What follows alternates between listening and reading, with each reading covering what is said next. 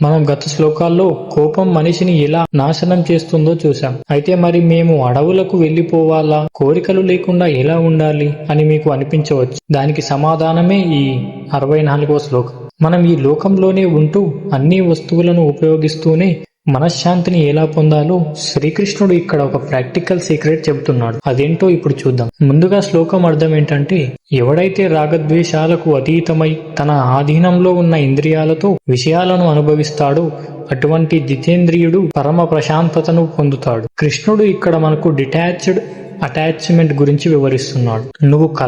నువ్వు కళ్ళు మూసుకొని కూర్చోవాల్సిన అవసరం లేదు. లోకంలో తిరుగుతూనే నీ పని నువ్వు చేసుకోవచ్చు. మన మనసు దేనినైనా అతిగా ఇష్టపడితే అది రాగం, అసహించుకుంటే అది ద్వేషం. ఈ రెండు ఉన్నంత కాలం ప్రశాంతత ఉండదు. యుద్ధం చేయాల్సి వచ్చినప్పుడు అర్జునుడికి బంధువుల మీద రాగం, శత్రువుల మీద ద్వేషం ఉన్నాయి. శ్రీకృష్ణుడు ఏమంటున్నాడంటే, వీటిని వదిలేసి నీ ఇంద్రియాలను నీ అదుపులో ఉంచుకొని యుద్ధం చేయి. అప్పుడు నీకు పాపం అంటదు, నీ మనసు ప్రశాంతంగా ఉంటుంది. ఈ శ్లోకంలో ప్రసాదము అనే పదం వాడారు. ప్రసాదము అంటే కేవలం మనం తినేది కాదు, అది నిర్మలమైన మనస్థితి. ఈ శ్లోకం నుండి మనం నేర్చుకోవాల్సిన విషయం ఏంటంటే, ఈ రోజుల్లో మీరు ఎక్కడ చూసినా స్ట్రెస్ అండ్ యాంగ్జైటీకి గురవుతున్నారు. దీనికి కారణం మనం వస్తువులను వాడుకోవడం కాదు, వాటికి బానిసలు అవ్వడం. మీకు నచ్చిన కారులో తిరగండి, మంచి బట్టలు వేసుకోండి, కానీ అవి లేకపోతే నేను బతకలేను అనే రాగం ఉండకూడదు. అలాగే ఎవరైనా మిమ్మల్ని విమర్శించినా వారిని ద్వేషించకండి. మీ ఇంద్రియాలను మీ కంట్రోల్లో ఉంచుకోండి. మీకు అవసరమైనప్పుడు వాడుకోండి, అవసరం లేనప్పుడు పక్కన పెట్టండి.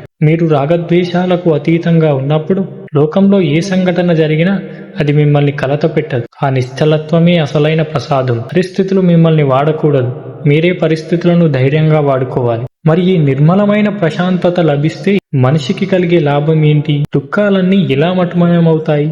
ఆ అద్భుతమైన ఫలితం గురించి కృష్ణుడు తర్వాతి శ్లోకంలో చాలా అద్భుతంగా వివరించాడు. అది వింటే మీ కష్టాలన్నీ చిన్నవిగా అనిపిస్తాయి. దానికోసం మన ఛానల్ని ఇప్పుడే సబ్స్క్రైబ్ చేసుకోండి. తర్వాతి వీడియోలో కలుద్దాం.